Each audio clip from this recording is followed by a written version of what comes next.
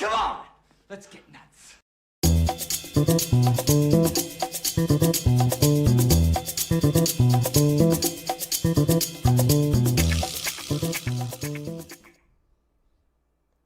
Whoops, sorry about that. Yes, let's raise our glasses and dedicate this show to, of course, the legend, the icon, Mr.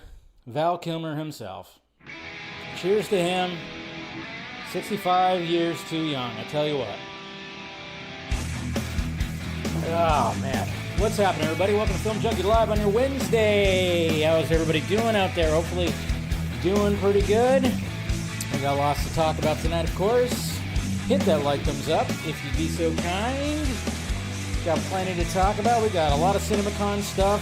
Usually I talk about Daredevil Born Again. I haven't watched the latest episode, so we're not going to be talking about Daredevil Born Again. We'll talk about that on the Vodka stream on Friday, because we got so much to talk about. I just hadn't had time to watch the latest episode, so good stuff. All right, let's see. What are we doing here? All right, who's out there? Let's get nuts. Hey, what's going on, Brendan? Good to see ya. We got Cloned Avenger. Definitely was hoping for more from the panel. I blame myself for expecting too much. There you go. Maybe a new trailer will drop on Superman Day. Still super hyped for the movie. R.I.P. Val Kilmer. Thank you, Clone Avenger. We got Axel right here. Rest in peace, Val Kilmer. That was a big loss. I plan to watch some of his movies soon. He had a good run. He had an excellent run. My God. We got Gilmer Smith right here. R.I.P. Val Kilmer, Top Gun, Tombstone, Heat, Batman Forever, Kiss Kiss Bang Bang, and many more. Legend lost. Thanks for the memories. Ryan right here.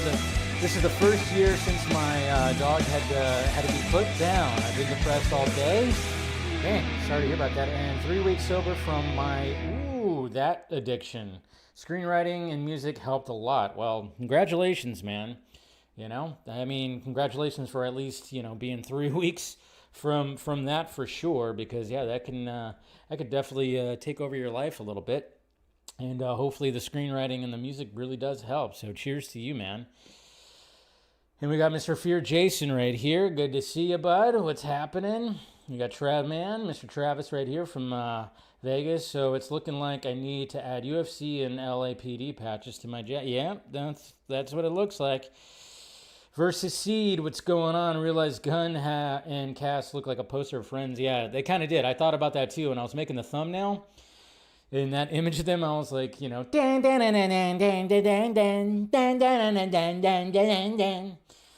Taladia Plays, what's happening? Good to see you. We got Eric Patterson, what's up? We got Geki TV, what's happening? We got Indiana Jake. Good to see you, good to see you, good to see you. We got good old Lane right here, Warner Brothers DC, with no statement regarding Val's passing. No statement. They tweeted about it. I know you hate them so much, man, but they did. They posted it. They posted something about it. I saw it on their the thing. I don't think they needed to release a statement, but okay. Good to see you, Lane. Jesus Christ. Let's see. Stephanie T. Good to see you. Good to see you. Always great to see you out there. Yeah, exactly. They did. They posted some stuff. Yes. Don't use. Come on, man. The guy passed away, and you're using it to throw shade at Warner Brothers. Come on, and DC. You need to reel it in. Just saying. Reel it in just a little bit, especially when somebody just passed away. Yeah, R.I.P. Mr. Iceman, of course. And Eric, Hardboiled Entertainment, good to see you, buddy. Underrated role that he, the Saints, so much range. Yeah, I'm gonna talk a little bit about that kind of stuff for sure. Go over some of his favorite movies and everything. So, Kenny, what's happening? Sad we didn't get a Superman trailer, but not to be too disappointed. There's always Superman Day. That's for sure. So, yeah. Well, some people just, come on, man, come on. But yeah, so like I said, make sure you guys hit that like, thumbs up. And of course, subscribe to the channel and do all that. So, but yes, we'll start off the show tonight. Like I said, I already rose my glass, but I'm going to raise it again for Val Kilmer. It's crazy because I was pretty tired last night. That's one of the reasons why I didn't watch Daredevil. I was going to, but I was doing some editing. And I just was like, I just, when you hit the wall and you just kind of go, oh, I'm exhausted, I'm beat. So I was in bed and I just, scrolling through Twitter, and then all of a sudden you just see that some people tagged me and everything, and it was just like, damn, there it is right there. I was like, oh fuck. And then of course I was going, all right, well, I'm gonna post a tweet. I didn't want to just retweet it. I was like, you know what, I'm gonna post a tweet with some of my favorite movies, some of my favorite roles that of course he was in. So I posted Real Genius, Tombstone, Batman Forever, and then of course what we just saw right there with the opening, with which of course was his last performance right there when it came to Top Gun, and that scene that just really hits you in the feels right there. But yeah, man, Val Kilmer, I tell you what, oof. Sometimes when some of these actors, some of these celebrities die, you kind of go like, oh man, that sucks. But sometimes you have certain actors or even directors or anybody that they've been in your life pretty much your whole life, which is crazy. You start thinking about that, you're going, holy crap. I mean, Jesus Christ. I mean, I think the very first movie I ever saw him in was, of course, Top Gun. I think a lot of people saw him in Top Gun, but then, of course, you start seeing all the other roles that he was in, and man, I tell you what, I mean, if you haven't seen the movie, and if you're all about the spoof movies or all about parody movies, watch Top Secret. Do yourself a favor, watch Top Secret. That was before. This was before he was a name. Before Val Kilmer was a name. It's the Zuckers. It's the guys who did Airplane, all those movies. This is before I think it was after Airplane maybe, or maybe around that time. I don't know. Watch Top Secret. That's a fantastic spoof movie, and Val Kilmer's excellent. And I mean, some people don't realize how fucking funny that guy was. He was so funny. And then after that, watch Real Genius if you haven't watched it. I mean, that Real Genius is just one of those 80s movies, like a definitive 80s movie. And that movie came out before Top Gun, like right before. It came out right in that sweet spot, 1985, I'm pretty sure. And then, of course, I think Top Gun came out the same year, but he filmed Real Genius before that. Real Genius, when I first watched that movie, when I was younger, like back in the 90s or something like that, I loved that movie. And anytime it was on HBO or something like that, I'd always turn to it and keep it on, even in like the early 2000s and stuff. Real Genius, one of my all-time favorite movies when it came to Val Kilmer. I just love that movie, and it's just that perfect kind of 80s movie. If you need like if you want to just have a perfect 80s movie, Real Genius, and Val Kilmer is excellent in that. Comedic timing, everything about his performance in that is absolutely excellent. And then, of course, obviously Top Gun, I mean, there's so many movies. My favorite movie, I think, overall, when it comes to Val Kilmer, I think it's just Tombstone. Tombstone, I've seen that movie so many damn times. He should have won an Oscar for it. But that's just, if I had to pick my number one Val Kilmer movie, it is Tombstone. And I think like Real Genius might even be like, might be second. I don't know. There's like, I was kind of thinking about that, and I was thinking about all the movies that he was in and everything. And it's just, I mean, obviously you have The Doors, which him playing Jim Morrison was just, he took that so seriously. And again, I recommend everybody watch the Val doc that came out a couple of years ago. It's pretty heartbreaking to watch that, but it's also, you get into the mind of the artist. And it's crazy how much he took acting seriously. And he also reflects on how much of an asshole he was. That's what's so great about that documentary too. As he talks about it, he's like, yeah, there's times he was an asshole, and he totally copped to it. He totally was all, yeah, I was like that. But at the same time, he was kind of a genius when it came to a lot of this stuff. But yeah, him in The Doors, Oliver Stone, Jim Morrison, that was insane. But Tombstone was just like that crazy movie. And then, of course, obviously Batman Forever. I've always said, how many times have I said it, guys, that his Bruce Wayne is one of the best Bruce Waynes, one of the best live action Bruce Waynes. I think it's my favorite, to be honest, when it comes to Bruce Wayne. He was a good Batman too, and I have such a love for Batman Forever. I like it more than Batman Returns. But I have such a, I love his Bruce Wayne in Batman Forever. I really do. It's just, I don't know, there's just something about his Bruce Wayne in there, and he just does such a great job with it. But one of the things that the documentary does actually talk about, though, is the fact that he struggled making Batman. I mean, obviously it was the role of a lifetime, but he struggled. Him and Joel Schumacher clashed a little bit when it came to that. But they wanted him to come back for Batman and Robin, and he was like, you know what? I'm not going to do that. Sorry. I'm going to go do a movie called The Saint. Another movie, if you haven't watched it yet, another great Val Kilmer movie, if you haven't watched it yet, is The Saint. Underrated, I would say. And I don't really use underrated a lot. I think that's overused. I think underrated, the use of underrated is overrated. Did that make any sense? I don't know. But I'm just saying, watch The Saint, because you could see a little bit more range when it comes to Val Kilmer, because he has to be like in disguise in a lot of things. And it's just a great 90s spy espionage type of movie. It was just, anytime that movie was on, I'd always watch it. Just so great. And then, of course, Heat.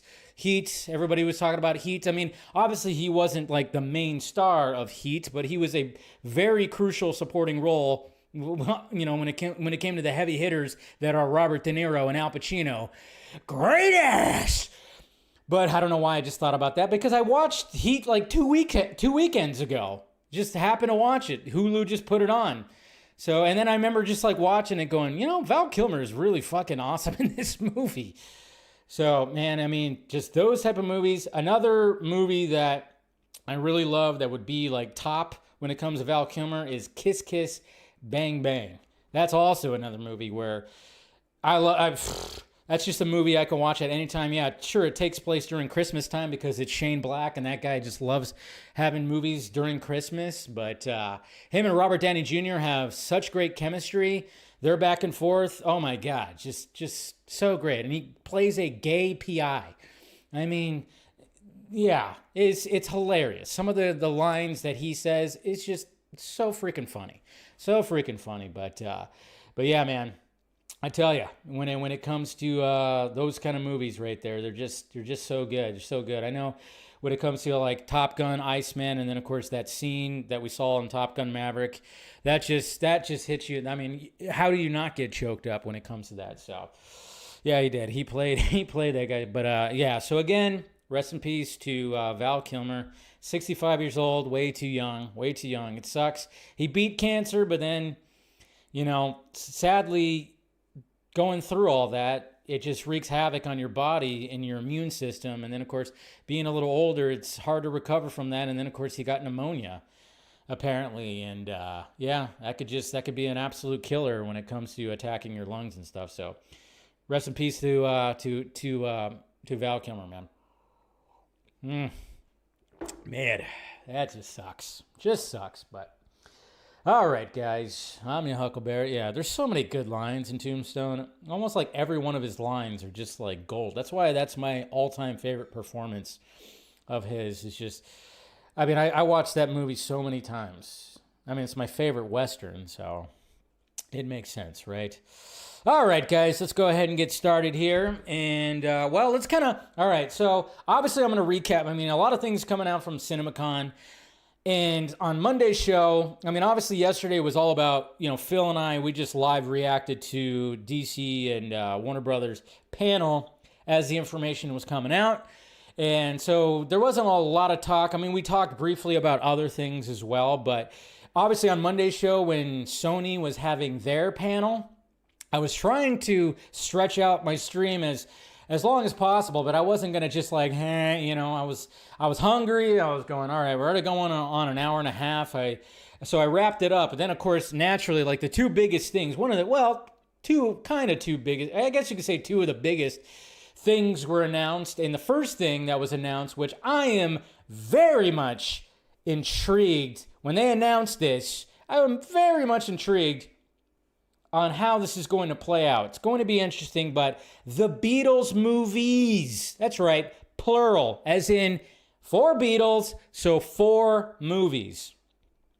And they announced the cast officially. I mean, it was all rumored before, but yeah, Sam Mendes with the Beatles movies, which of course are going to be 4 different Beatles movies from each of their perspectives, which I think is a very unique way to tell this story. But yes, we got Paul Mescal as Paul McCartney. We got Barry Keoghan as Ringo Starr. Joseph Quinn, this guy, my God, I tell you what, this guy is just...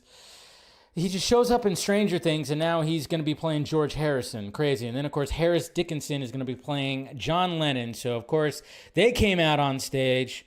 They wore all black, which is good. And it's going to be very, very interesting to see how this all plays out. Now, the first movie is not going to be coming out until 2028. So we still got about 3 years. But, I mean, I don't know if they're going to, I can't remember if they're going to release them all in the same year or they're going to do like 2 in 2028 and then maybe 2 in 2029. But I'm just like very intrigued by how this is going to play out. And I think it's something unique. If they have all the budget, I mean, no matter what, it's going to happen. I mean, I already saw like, I already saw somebody who's a scooper who's already shitting on it saying there's no way that this is going to be successful. Shut up. I mean, are you already going to like shit on it? It's something different. It's something different when it comes to biopics. And generally, music biopics do fairly well. I mean, I'm not saying they all do, but some of them do fairly well. And something unique as this could be something really cool. So, of course, there's already somebody poo-pooing it, probably because he can't scoop it anymore. It's like, how can you scoop that? It's like, yeah, sorry, it's not a superhero universe for you. Yeah, I saw that and I was like, Jesus Christ, this is why I hate you guys sometimes. And then naturally, what else came out? Of course, everybody was anticipating Spider-Man Brand New Day. We got the title. We got some new font when it comes to the latest Spider-Man movie. And so that's going to be coming out in 2026. It's going to start filming, of course, this summer with, what's his name, who did Shang-Chi? I always forget his name. Wes something. I just totally blanking on his name. But yeah, July 31st of next year. And they're already, I mean, who knows? We don't know, like, details. But, of course, there are details from that specific book. There is that Spider-Man Brand New Day book. Phil and I kind of talked about it a little bit last night. So I'm just glad that they did not have home in the title. I talked about that on Monday. I'm like, they're going to not have home in the title, right? That's going to be for the first trilogy. Now they need a whole new, title when it comes to the newer movies because it's not going to be the same dynamic. So I'm just happy that home is not in the title. But do like that font. Font looks good because I know, I think it was RJ that even said that, the logo is very slick. And then, of course, it talks about this, reminds you of that. And, kind of looks like this logo a little bit. So I was like, oh, yeah, it does kind of look like that. So that's pretty cool. Spider Sense. But, yeah, I know there's a whole book on it. I'm probably going to have to pick that up and make sure to check all that out for sure. And then, of course, yes, Karate Kid Legends. We had, of course, Ralph Macchio and Ben Wang, who showed up on stage. And then, of course, they did release the trailer. They released the trailer for it. I think I talked about it. Did I talk about it? I think I talked about it yesterday. But, trailer was decent. It was kind of just on the nose a little bit. But, hey, I was like, fine. No, it came out yesterday, yeah. But, it looks cool. The thing I really like about it, though, is Ben Wang. They said that he actually did all his own stunts. So I'm like, okay, so he learned from the GOAT himself, Jackie Chan. So that was cool. And then, of course, when it came, we'll recap that. Never mind. I won't wait. And can you guys believe this? Can you believe this? I can't believe this. It's like, holy shit, man. And this movie still holds up. I tell you what. It still very much holds up, but Sin City turned 20 years old yesterday. What? That's right, Sin City. This beautiful piece of comic book movie right here that Robert Rodriguez just ripped straight out of the page, put it on the screen, has a great ensemble cast, and Jesus Christ, this movie, just so freaking good. You've just gone and done the dumbest thing in your whole life. 20 years. The black and white, the use of color and shadow and everything. You know who my father is? You can't do a thing to me, Hardigan. It's just so freaking good, man. So good. But yeah, 20 years old. 20 years old, that turned. And it sucks because, you know, we did get a sequel, but it bombed. It bombed. It's so funny how that movie was such a success and people loved that movie, and it kind of transformed the graphic novel adaptation. But then they tried to do a movie called The Spirit after that. That movie bombed. I mean, it wasn't that great of a movie. Yeah, I mean, the best part was Eva Mendes was in there, and you might see a butt shot or two. But hey, that's just, you know, that's just something to look forward to if you decide to watch that movie. And then they did Sin City 2 like in the 2010s, and it just didn't land. It just didn't land, sadly. It wasn't terrible. It wasn't terrible, but it just, I don't know. It just didn't really land. And I was like, what the hell, man? I don't know. I don't know why it didn't, but it just didn't. Oh, yeah. And did you guys see this? Oh, my God. Deadline. You're an entertainment magazine, and you totally dropped the ball when it came to your article talking about Val Kilmer. 100%. Now I see they finally took like half a day, but they finally deleted their tweet. Yeah, that's right. They had a tweet that was talking about Val Kilmer and then recapping his roles that he's done. And what did they use? What did they use as the featured image? And what did they use in the article when they talked about Batman Forever? They used Michael Keaton's Batman in Batman 89. Are you freaking kidding me? What the actual F? Oops. My thing's messing up. Here we go. Sorry. That's right. That's what I was trying to do right there. Oh, man. Jesus Christ. Oh, that tweet was up for like half the day. And everybody was going, what the hell, guys? What the hell? And then I remember like somebody even said like, yeah, I know they don't really pay attention to the nerd stuff like we do. No. They're Deadline. They're supposed to pay attention and double check and make sure things are correct.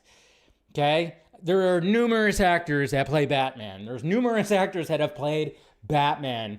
And somebody just was like typing in Batman. Oh yeah, use that shot. And didn't even think to double check.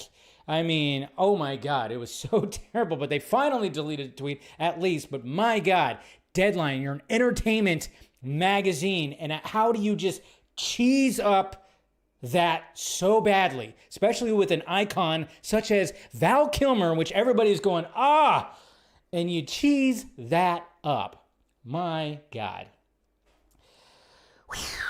Yeah, they probably, you're probably right, Black Red. They probably had, for all we know, it was probably all AI. That freaking article was probably, they probably just AI'd that shit. You could be right. And I'm telling you, I even said it before, because I've, because I'll utilize certain things when it comes to AI just as a tool. And the intelligence in the AI, not that intelligent sometimes. I'm just saying. But yeah, a lot of people, of course, posting. Like I said, I think like this scene right here from Tombstone, I tell you.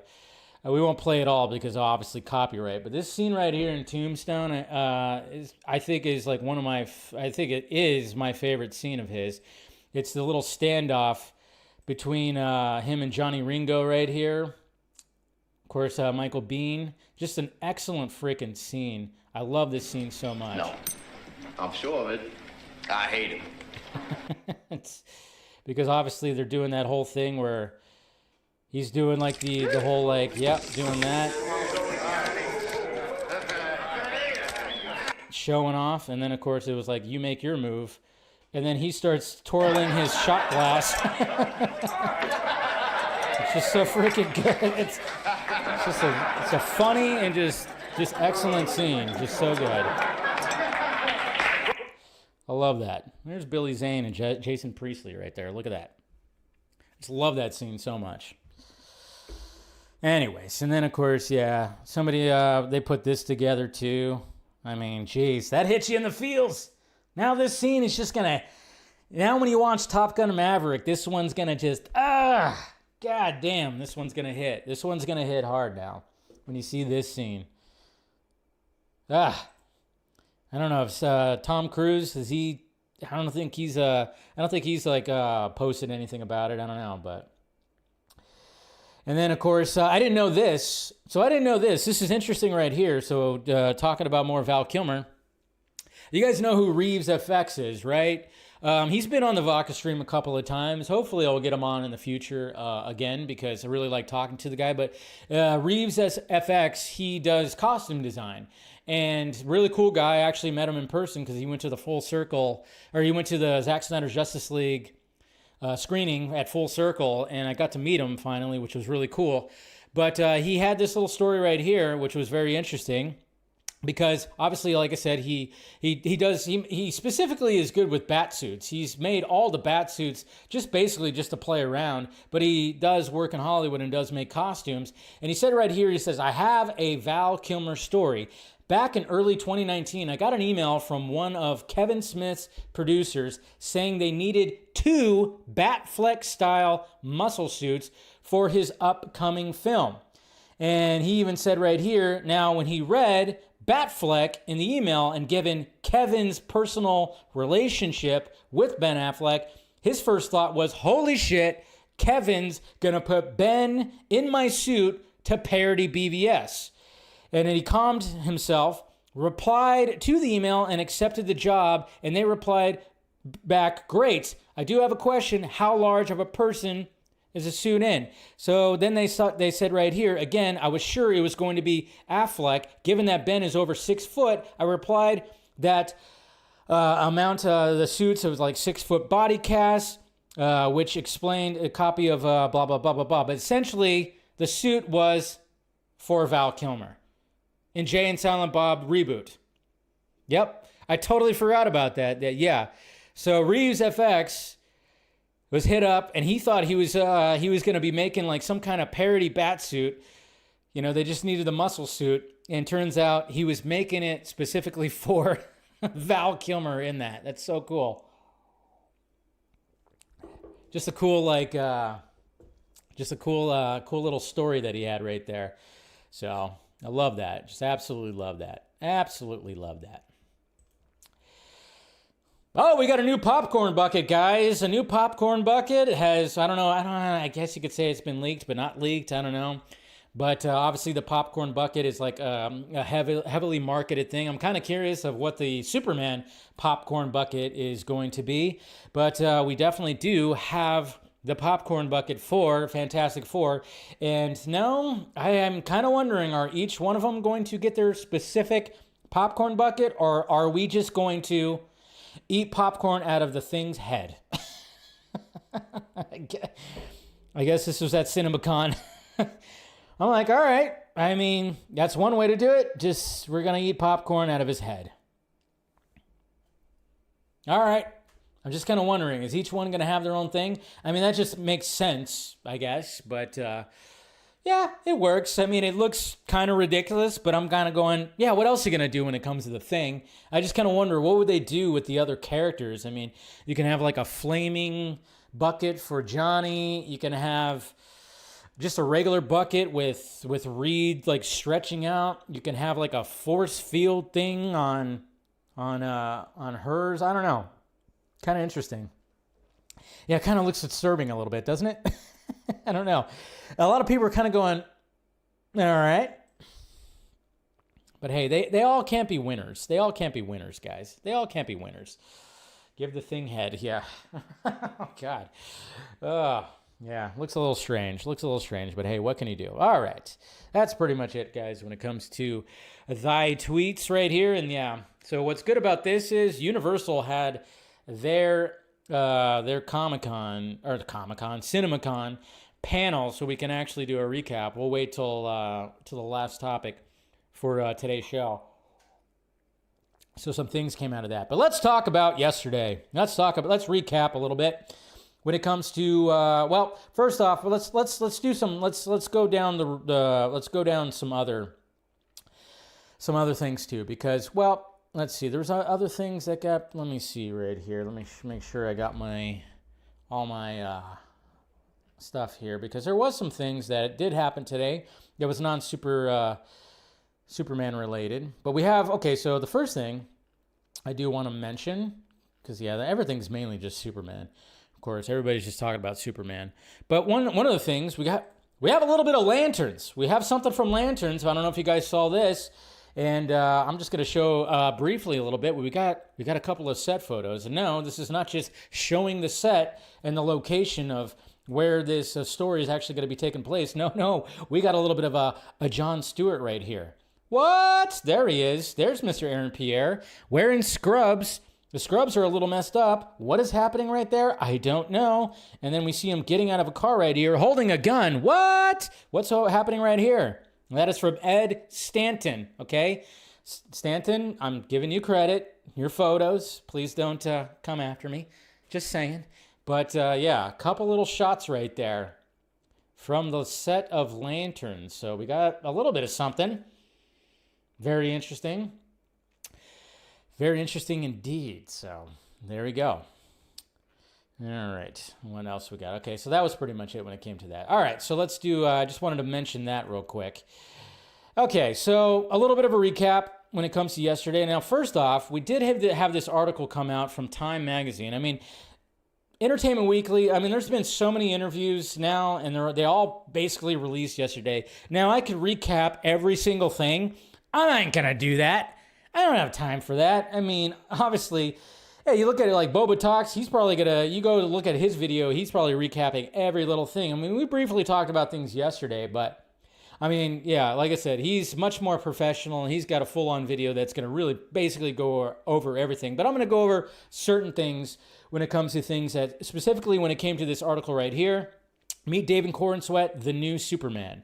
So this article was written right here, and like I said, it's just got a lot of information, a lot of shots of Corenswet, of course, posing, and then, of course, some shots from the movie, all this kind of stuff. You know, looking sharp in that brown leather jacket, and then just a lot of the interviews with Gunn. There he is. Hey, look up right there, Mr. Corenswet. But yeah, you can go through all this stuff like that. Specifically, when it came to certain things, I remember the biggest thing that I saw when people were like going, "What the hell?" was, and you know, I was kind of going, that was weird. But again, Jimmy Gunn's, he's a little weird. We know this. Jimmy Gunn's a little bit weird, but one of the things that was mentioned in this article was the fact that before he hired David Corenswet to be Superman, he said it's only going to be on one condition, that you're a perfect gentleman and great with the cast and the crew on set. And a lot of people were like, shouldn't that be standard? And I was just kind of going, all right, I think I know what Jimmy Gunn's was trying to emphasize there, was the fact that it's like, he's talked about how John Cena and previous actors he's worked with, like Chris Pratt, that they were just like perfect gentlemen to everybody. And I could totally see that. Chris Pratt and John Cena, I could totally see those guys, just by the way they carry themselves. By any time you like see them in interviews or you see them, they seem like they're just really nice guys. You don't ever hear bad things about those guys. So I think James Gunn was just really trying to emphasize that, hey, David Corenswet, he is like a perfect gentleman, you know, and this, that, and this. So I kept seeing that, and it was just kind of funny. I was like, all right, cool, yeah. Oh, geez, Black Red, are you going to start going at it again? Yes, a little bit. Hey, you know what else is weird? All directors. Anyways.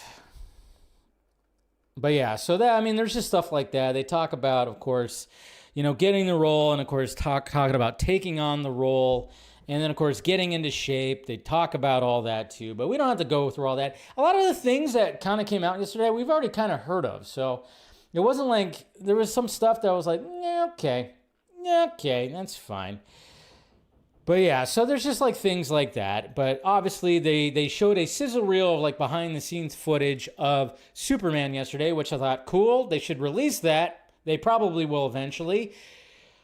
James Gunn saying the character is noble and beautiful. David Corenswet saying, wearing the trunks on the outside of my pants is liberating. I'm sure there's a joke tied to that. Don't take it seriously. Relax. I get it. I'm not a fan of the trunks either, but hey, it's funny. Rachel Brosnahan said, in James Gunn we trust. She also called him an asshole. He's the only asshole on set, which I could see that too. That's funny, but of course, making jokes about that. Let's see. And then, of course, Nicholas Hoult was also there too. Blah, blah, blah. Let's see. Okay. So, and then, of course, Jimmy Gunn's talking about, which we've already heard too, back in 2018, he was offered Superman. I didn't know if I could. It seemed hard, but it stuck with me. Then one day it hit me, creating a story that is utterly human and fantastic. And, of course, talking about that, which is kind of interesting, fluffing a little bit, because from what I gathered, he did write an outline when they asked him, what would you do if you did Superman? And he did turn in an outline, but he didn't want to do it. That's why he took on Suicide Squad, because that was more of his bag. I think I've mentioned that before too.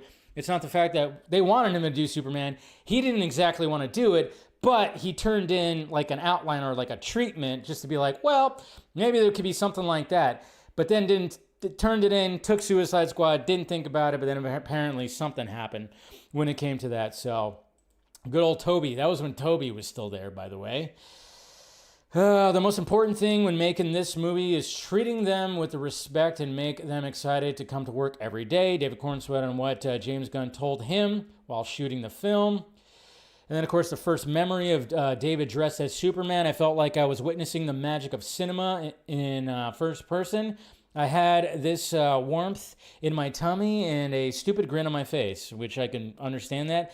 I mean, imagine that. I mean, I'm sure, Zach had that too when he was making his movie. I mean, just imagine seeing like these people, and you put them, you pick the costume, you go through all these designs, you go through all these auditions, and you pick the people, you pick the design, and then you see them in the costumes for the first time, and it must be just like, you're like a kid in a candy store, or a kid in a comic book store, I should say. Regardless of how you feel about said person or said designs or anything or said actors, just imagine being there and seeing that and witnessing that. And I'm sure, like I said, anybody who deals with this is just probably feeling like just like a kid when they see that kind of stuff. And there was just like a lot of things that we've already heard or talked about, like when it came to this. Yeah, and then of course the footage was shown, and like I said, okay, so the Superman footage, we already kind of know what it's all about. It's just an extended footage of the crypto scene, which I thought, yeah, obviously they're trying to emphasize big time when it comes to crypto. I thought maybe when it came to the Puppy Bowl during Superman, that was actually they were going to show that extended scene that we saw in the trailer. Turns out they saved it for CinemaCon, which it says it opens up with Superman landing, crypto charges, and jumps on Superman, hurting him. He wants to play. So we didn't see that in the trailer. So apparently before he drags him off, he's trying to be like, hey, let's do this, while Superman's just like, ow, ow, ow, because obviously he's got superpowers. New score plays. Fortress appears from the ground. So that's pretty cool. The fact that the fortress is not just there, that it actually, shoots up. Cool. I think we saw that in the trailer too. I think there's a shot of that where we actually see it do something like that. And then, of course, there's an S on the door. Crypto drags Superman in. Superman's robots rush to help. And, of course, Superman's thanking them. And then he's got multiple injuries. The robots use Yellow Sun, obviously. I think we kind of saw that. God damn, it was in Superman the Animated Series. There's something. Oh, yeah. It was, I think it was the episode. It was the episode with Steel. It was one of the Steel episodes where they kind of utilized that same thing, where they use UV lights to try to help heal Superman.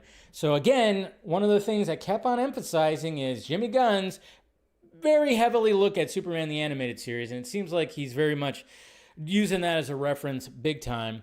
Superman screams in pain. Lois interviews Superman as Clark. So we actually see that, and apparently when it comes to that too, there's supposed to be that scene is supposed to be probably about 10 minutes where we actually get the dynamic big time when it comes to them two. Apparently when it came to rehearsals and screen tests, when it came to the actors, and specifically David Corenswet and Rachel Brosnahan, they do this they do this interview that's like 10 minutes long. It's back and forth where you really get, I don't know, hopefully some good dialogue, some good back and forth. I don't know. I'm really looking forward to that because that's going to be interesting. And then, of course, Superman in Fortress gets upset at Krypto, who made a mess, because obviously the dog is going to be making a mess. The robots don't like Krypto. And then, of course, Krypto cries when Superman leaves, as dogs do. So that's the footage.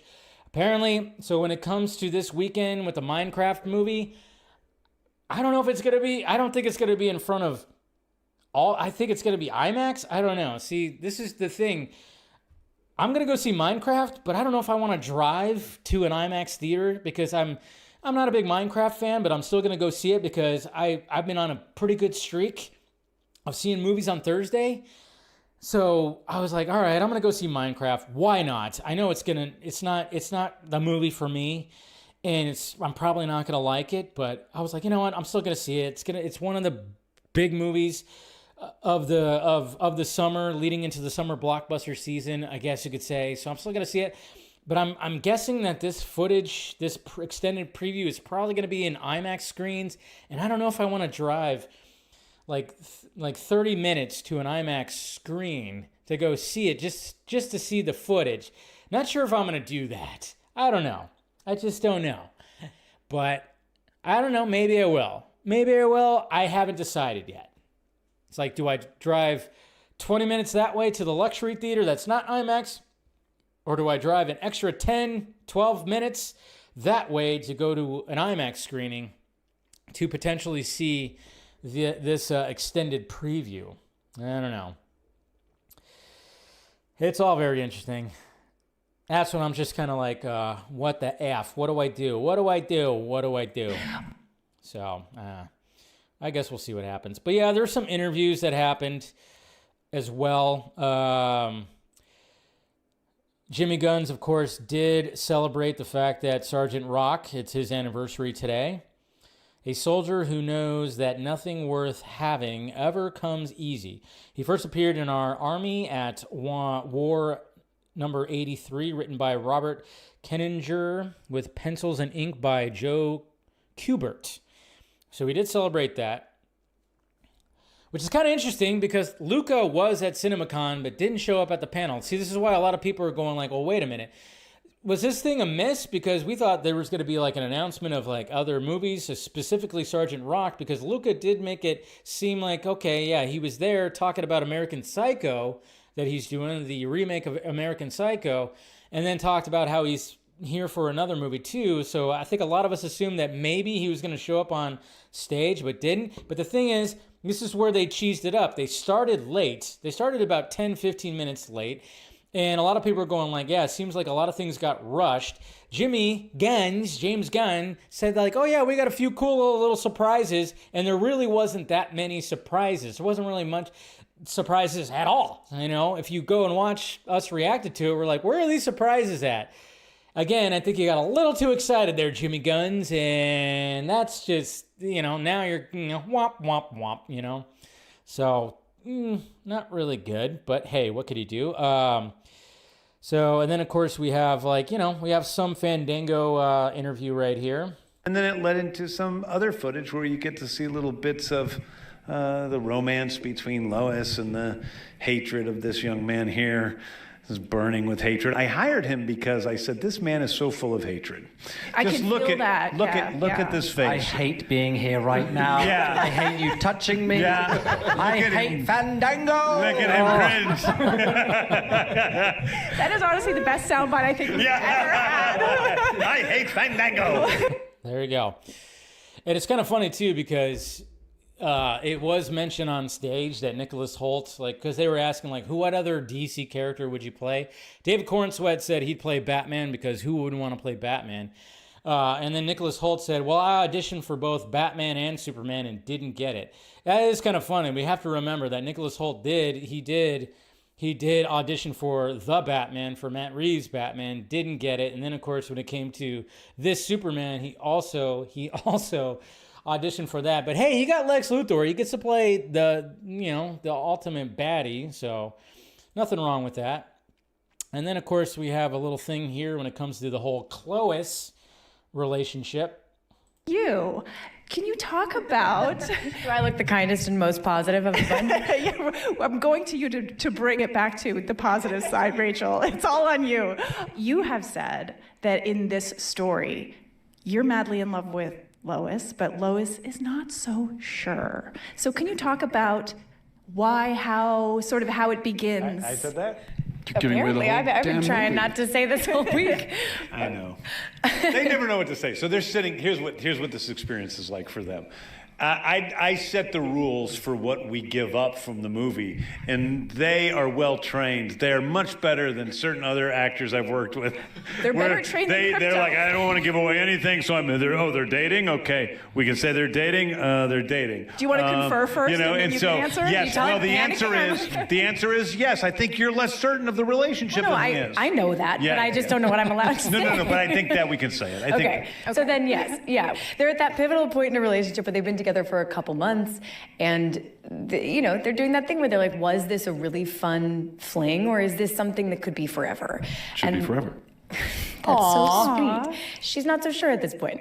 They're learning that they have obviously a common set of values. They both believe in relentless pursuit of truth and justice, but they go about it in totally opposite ways. They have completely different worldviews. He's somebody who's really radically present and always looking to do the next right thing, but that can mean that sometimes he doesn't think about the implications of said next right thing on the other right things that need to be done. And she's somebody who prides herself on being 10 steps ahead of everyone at any given moment. She doesn't trust anyone or anything right away, and he thinks that everyone and everything is beautiful. You're just so darn naive. How could you be so naive? No, not naive. Open-hearted. Well, I'm not sure what. Not naive. Heart-led. Well, because naive does imply that you're missing something, and everybody misses something, but I think Superman knows that he misses something about people. He wants to miss the bad stuff. He wants to see the good stuff. I think he feels like if you focus too much on the bad stuff, which he tends to think Lois does, being a journalist and having to ask the tough questions, it's just a matter of like, why spend time thinking about all those terrible things when we did good things today and we could focus on those things? And she's a little bit like, we could absolutely do that, but also we have to talk about the world as it really exists. We can talk about this when we get home. We can talk about this later. This sounds like... right here. I know, I was going to say, this sounds like every relationship, by the way, in the world. It's really relatable. And then I think it comes down to a basic philosophical difference. He believes that the sanctity of life is of the utmost importance, no matter what. You do not let anyone die, ever. She's a utilitarian. She believes that you want to do the most good for the most people, no matter how you do that, and she can see that that's not always the case.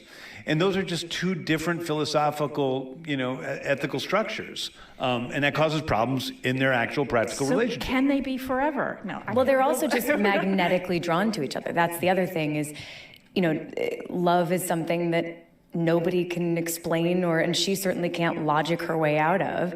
They bring out love, and their relationship brings out the humanity in both of them, and that's one of the reasons why this is one of the most enduring love stories of all time. Ooh, there you go. God, I could listen to her talk for forever. Just saying. But yeah, I don't know. Like Ben, I know you're out there when it says like it's only playing on IMAX. That's just my guess. I don't know. And then, of course, Black Red said if the hype is there, you'd go to that IMAX. Jesus Christ.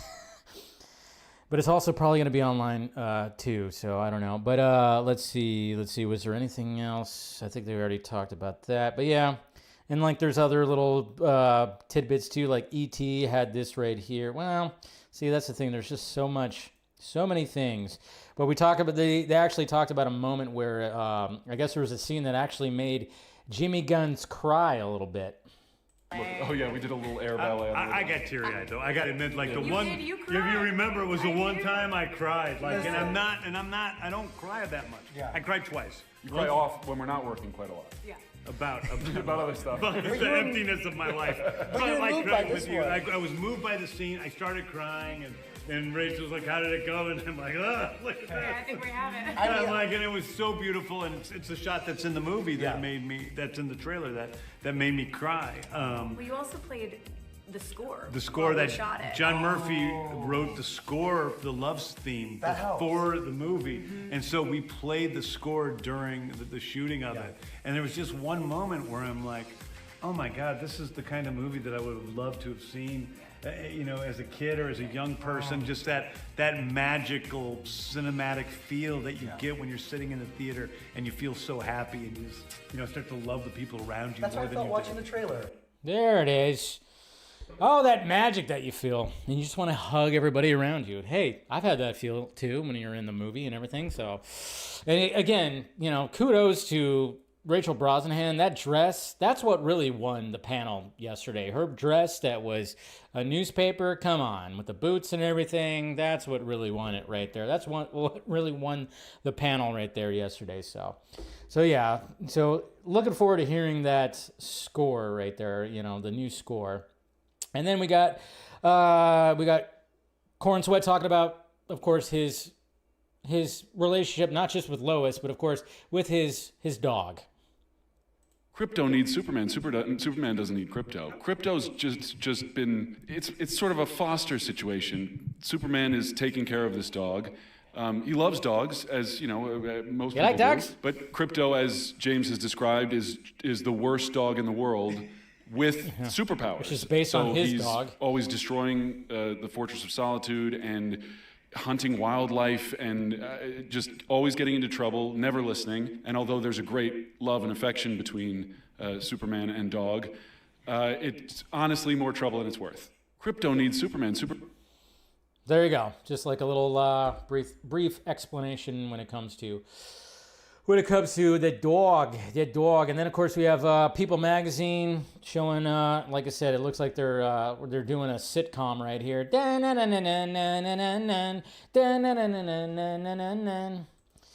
And we got the three of them, and then of course the director. He's such a goober. Jimmy Guns, but like I said, most directors are. But yeah, there you go. I mean, there's more stuff too, but like I said, we can go over like way too much, but yeah, so that's what's happening. And then of course it was also revealed too, because obviously we have Danielle Brooks, who is in Peacemaker, of course. She said Peacemaker season 2 is definitely coming out, is going to be premiering in August. So all you Peacemaker fans out there, which I know there's a ton out there, right?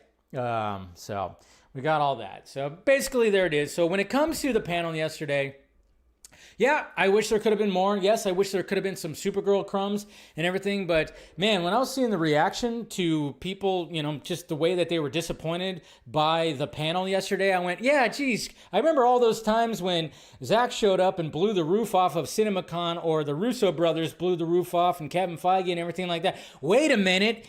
It's not Comic-Con.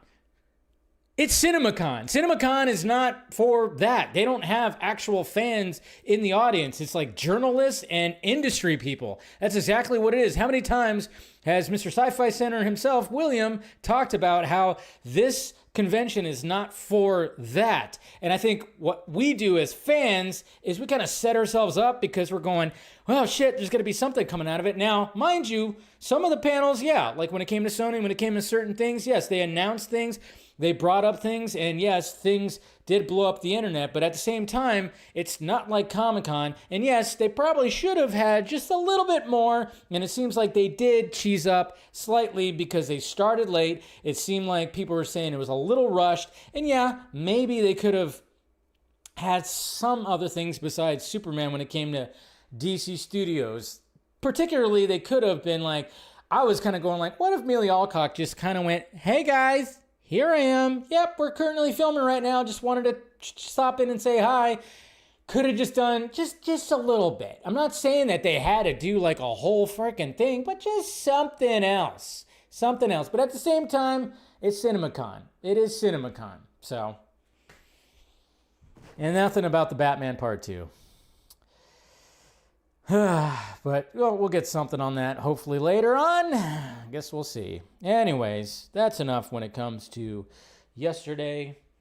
Well, not yesterday, because what also happened yesterday. Okay. This almost took a lot of attention away from Warner Brothers and DC, because before the panel happened yesterday at CinemaCon, it was like, what? Wait a minute. Well, first off, it's April 1st, and you can't believe anything that anyone's going to be posting or saying, and then all of a sudden we're going, hey, wait a minute. Why all of a sudden are people posting about a Once Upon a Time in Hollywood sequel? That doesn't sound right. Directed by David Fincher? That doesn't sound right. On Netflix?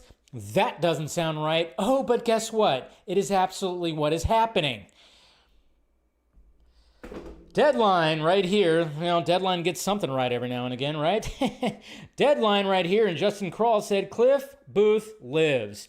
And it's no April Fool's joke. Netflix, David Fincher, and Brad Pitt resurrect Tarantino's script. Holy Lord, what? This is happening.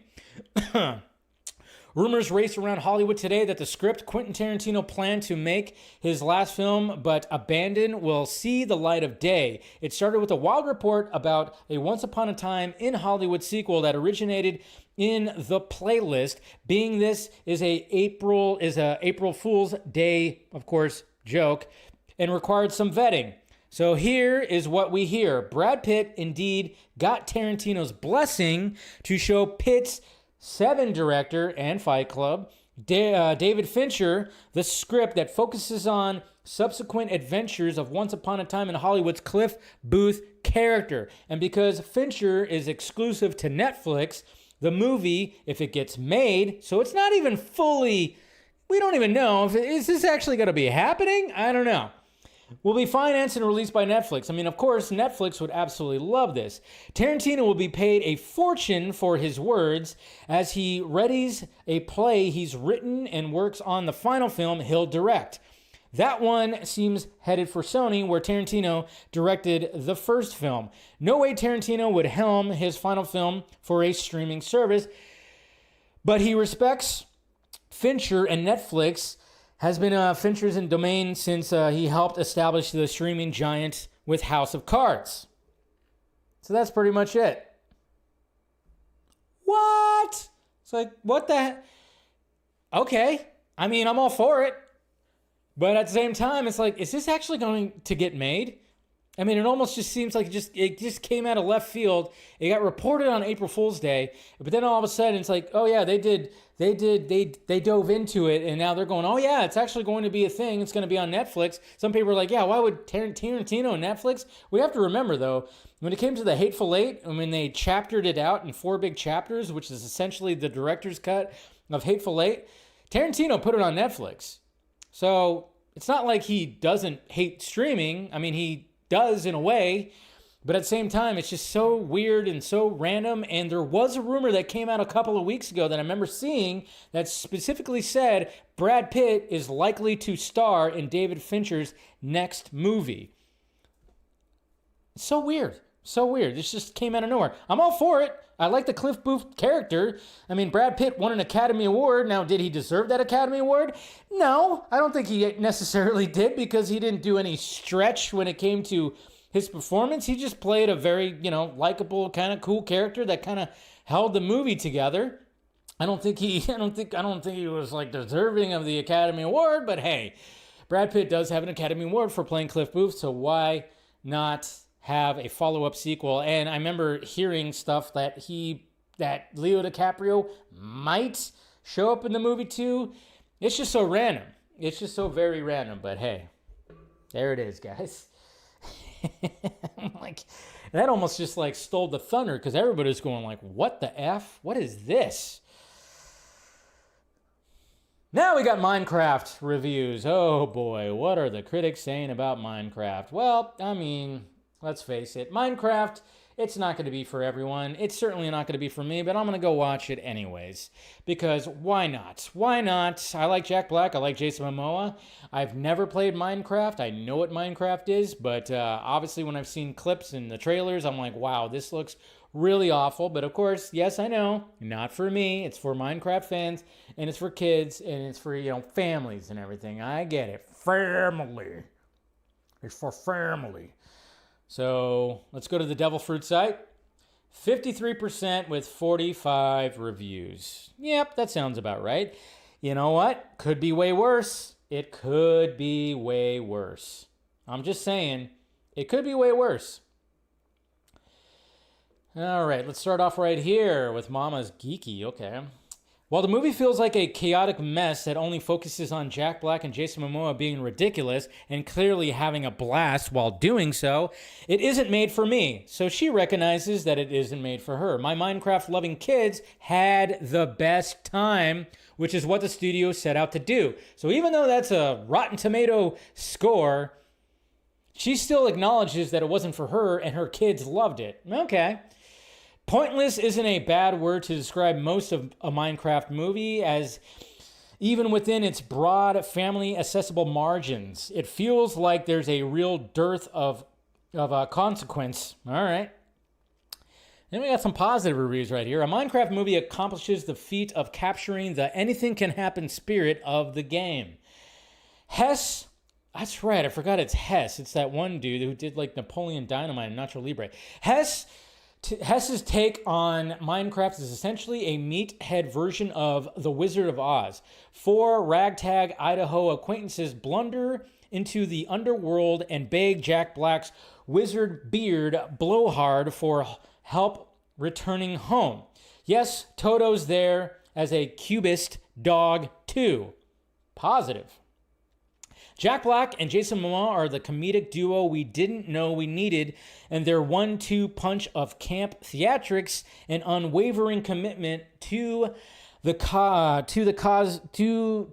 cause make a Minecraft movie, ridiculous as it is, for more enjoyable than it has any right to be. Uproariously good fun. There you go. Simple, straight to the point. This is a new low for modern video game adaptations, being painfully funny, and simply ugly to look at with uncanny CGI. Its appreciation for the endless potential of imagination should be more likely to inspire viewers to try to play the game or even create their own. So, mixed bag. Mixed bag. I think that first, I really like what Tessa Smith said in that first review right there. I think that's pretty great. She was like, yeah, this is not for me. I didn't like it. My kids who have played the game, they had a blast. How about that? That's like one of the most honest reviews I've probably seen in a long time. She took herself at it. I mean, that's why she calls herself Mama's Geeky. I really respect wholeheartedly that first little review right there from Tessa Smith. I think that's pretty great right there. I'm like, yeah, why not? So, we'll see what happens. And mind you guys, I saw this too because, everybody's kind of wondering what's this movie going to do? Is it going to flop? What's going to happen? What are we doing here? And I saw this right here because I saw the tracking. Minecraft movie is on track to earn $140 million in its worldwide box office opening weekend. It's got a $150 million budget. So $140 million worldwide, okay. Seems fairly low, but also doesn't seem like it's going to be a flop. It's going to be interesting to see how people talk about this movie and how people... That's what's going to be interesting. Yes, it looks ridiculous. Yes, they probably could have done something like animation and just been done with it. But at the same time, I'm kind of going... Is this movie going to get a draw? Is it going to, let's see, 150, 300 million, so about four. It's got to make just under $500 million to just kind of make a profit, essentially, or about 400 million, I guess you could say, or maybe 350 to 400 million to start making a profit and breaking even. It is going to be kind of curious to see the response to this because, like I said, just seeing how people are reacting to this out there, I don't know. Like I said, Minecraft fans, there's a lot of Minecraft fans out there. There is a lot of Minecraft fans out there.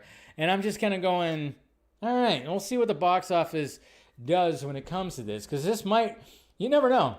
This could end up being like a situation where it actually does a pretty fair opening weekend and then doesn't see a big significant drop for its second weekend. And it's just kind of, people just kind of flock to it. I don't know.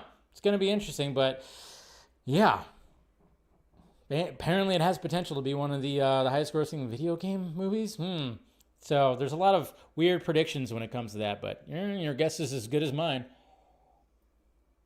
kind of makes you wonder. It's like, yeah, okay, so maybe this is not going to be a complete failure. I don't know. It's very interesting. This movie has just been like, I don't know. I don't even know what to make of this movie. That's why I was like, you know what? I'm going to go fucking see it. I'm going to see it just to see it. Just to witness it, because this might be one of those movies that we just reflect on going, how is that movie a success? Or we're going to go, how did that movie even get made? That's what I'm going to kind of wonder. You know? Which one is it going to be? So look forward to my first reaction tomorrow. Oh, man. It's going to be interesting. All right. CinemaCon, day 2 and day 3. So I think the biggest things, like when it came to day 2, like I said, I don't have to recap a lot. I think you guys already know a lot of things that were happening day 2. Obviously, we talked about Warner Brothers and DC. But obviously, when it came to Lionsgate had a pretty hefty panel itself. And the biggest thing that came out of that was all the John Wick projects that's going to be coming about. John Wick 5 is now officially confirmed, which is like, okay, Keanu Reeves is going to be returning. How? Is he going to be shooting and fighting his way out of hell? Is he going to, his Constantine character going to help him? I don't know. It's so weird. I don't know. Who knows how they're going to pull that off? Are they going to start doing a jigsaw thing where they start doing, well, this takes place between 2 and 3. This takes place right after 3. I don't know. Are they going to start moving the timeline around? I don't know. I kind of go like, Jesus Christ. All right. As much as I love the John Wick movies, you killed them. What are we doing here, you know? But that was confirmed. And I'm like, okay, cool, fine. And then, of course, we have the anime prequel that was finally confirmed too, that talks about the one night where he just takes on a bunch of dudes. This is before he retires. We already heard about that. We already heard about this. And I'm looking forward to that because I think in the anime style, you could do some really cool shit when it comes to that anime style animation. I like that. Pretty sweet, so I'm all for that. And then, of course, there's like a project that's called like Under the Table. It's going to be talking about like the whole like kind of underworld in general that I think Shadidsky is actually going to be doing. And then, of course, we have Donnie Yen, who's going to be directing his Cade movie. That is that obviously that we heard about already. It's confirmed he's going to direct and star in it. So that's the one I'm looking forward to the most. Is that spinoff? Donnie Yen. It's got to be cool. And then, of course, Ballerina. We already know that's coming out. They showed an extended look at that. Ana de Armas, she was on stage. And all that. So, yeah, there was that. Let's see. And then, of course, today, when it came to today, they did what happened today as well was How to Train Your Dragon. That was actually, that was the only movie, I think, at CinemaCon that was actually being screened. And I've seen nothing but good things from it. Like this one dude right here said, How to Train Your Dragon is a breathtaking adventure that soars to new heights.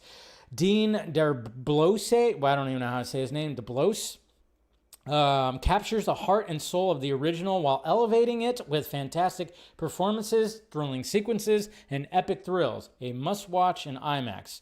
Somebody's being paid, am I right? Okay. And then we have another one right here that says, How to Train Your Dragon soars again with an enchanting reimagining. Hiccup and Toothless, Bond remains spellbinding, bringing all the heart and adventure fans cherish. A majestic journey that captures the magic of dragons like never before. So a lot of people were raving about How to Train Your Dragon live action, which I could see that.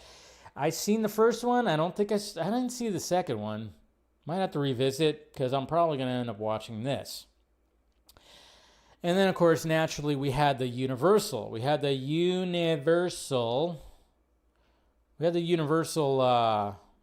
see here. I got to refresh.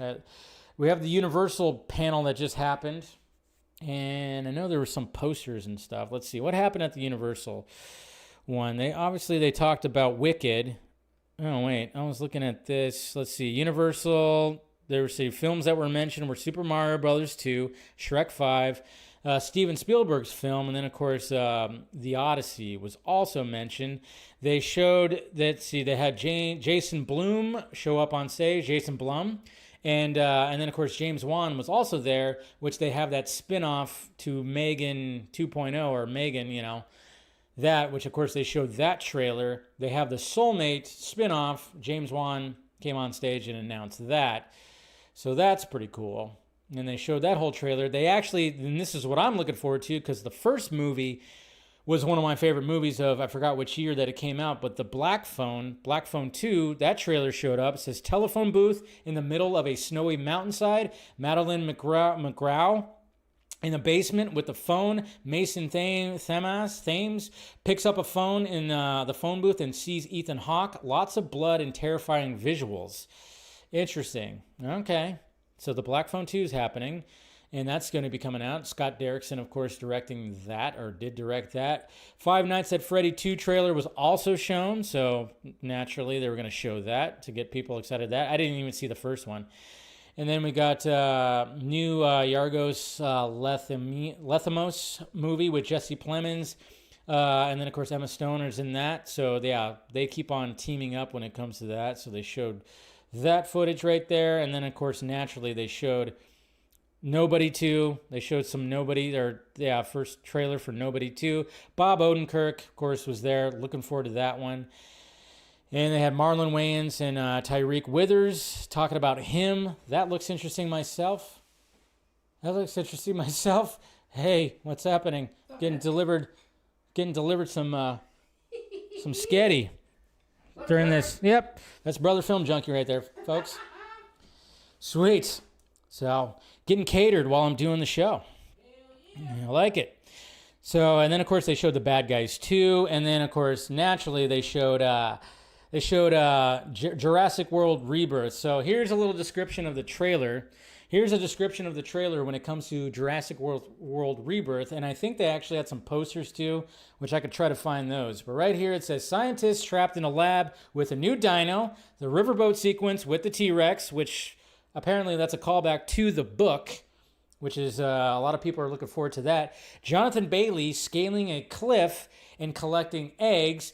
The Mosasaurus attacks their yacht. Winged dinosaur attacks family in gas station, and a cute Triceratops in a backpack. So we got a cute Triceratops right there. So, like it. So that's what was happening when it came to Universal. Some bullet points right there, and thank you to the Movie Podcast. They do a great job. The Movie Podcast does a great job of just boop, boop, boop, boop, boop. So thank you to them for helping out with that. So there you go. All right, let me since he made this pasta right here, I gotta try it out. Let's see what this is like. I like it. Delicious. Now I'm gonna eat on the stream now.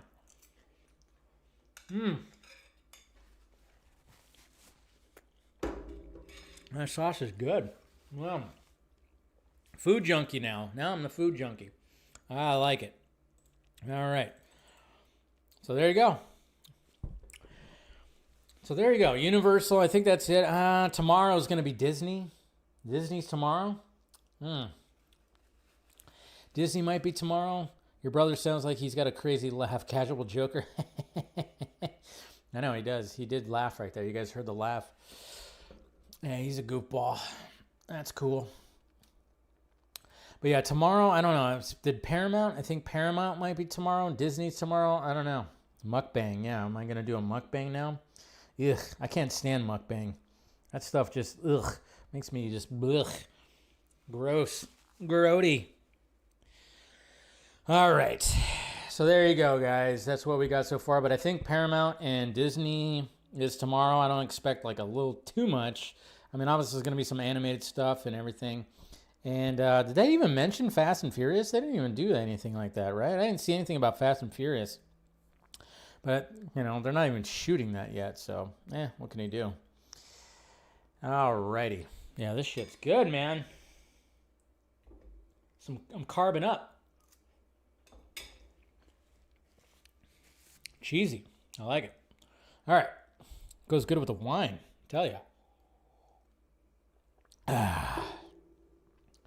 Yeah. Yeah. Nikki Cavo, Otto Cavo. Yeah.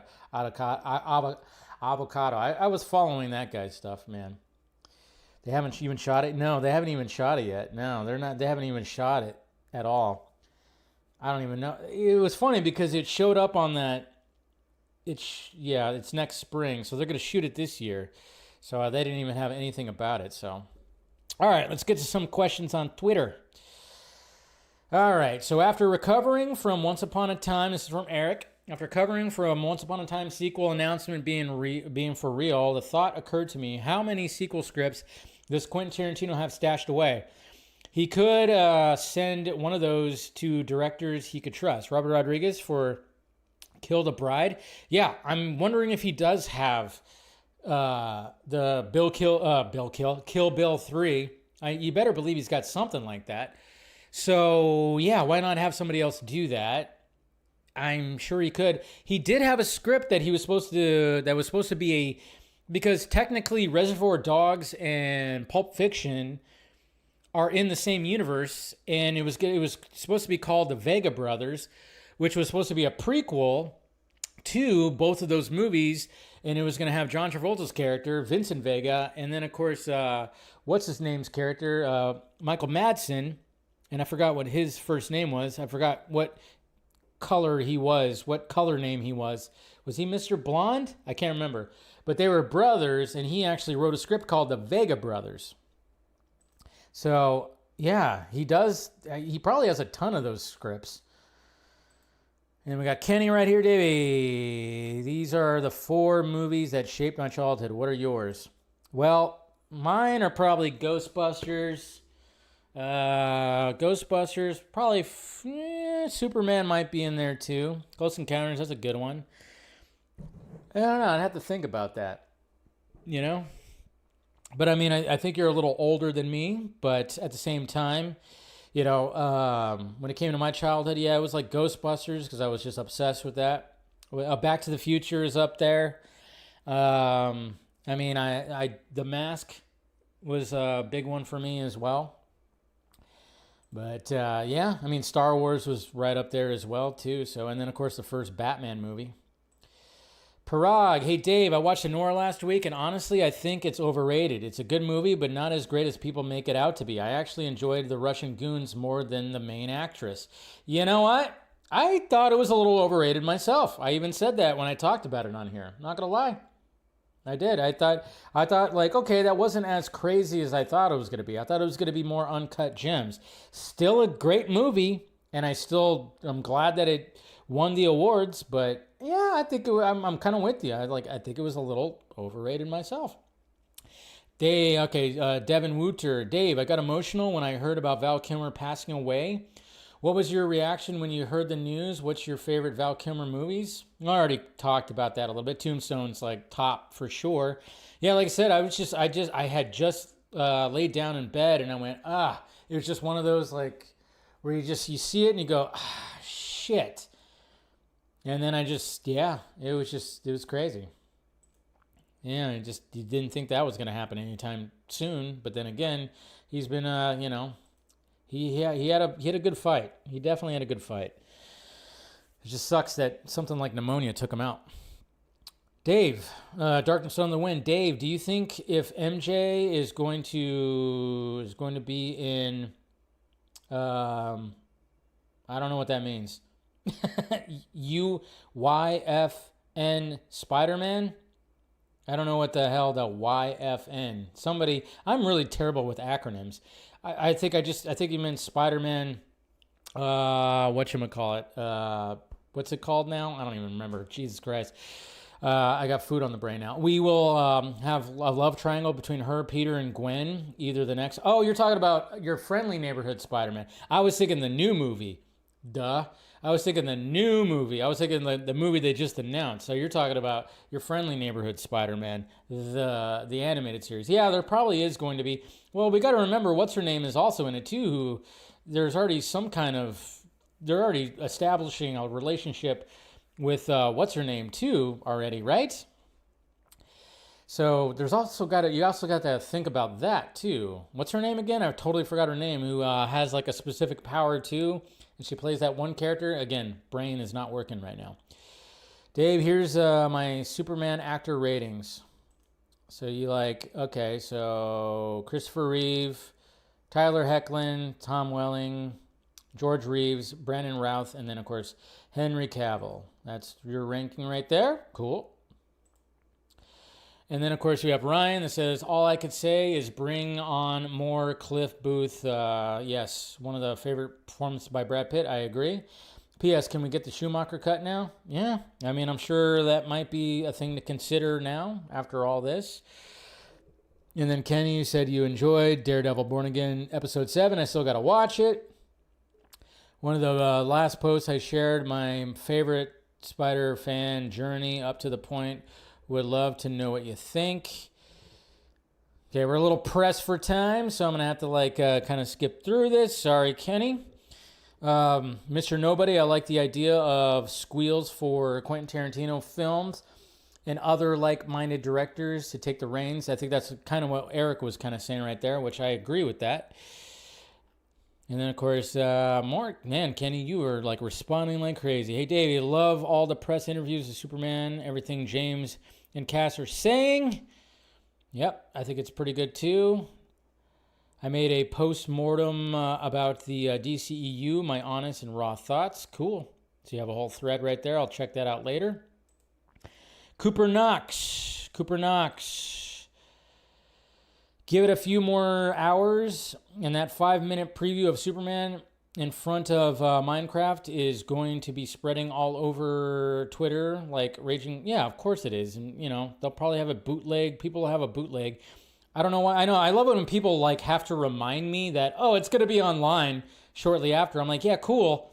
I'd rather see it on the big screen, guys. I don't know about you. I like to see things on the big screen. I don't like to see shitty bootlegs from people's phones. Call me old-fashioned, and I get it that it's going to be online as soon as the first screening of it appears. Yes, I get that, guys. Yes. But call me old-fashioned.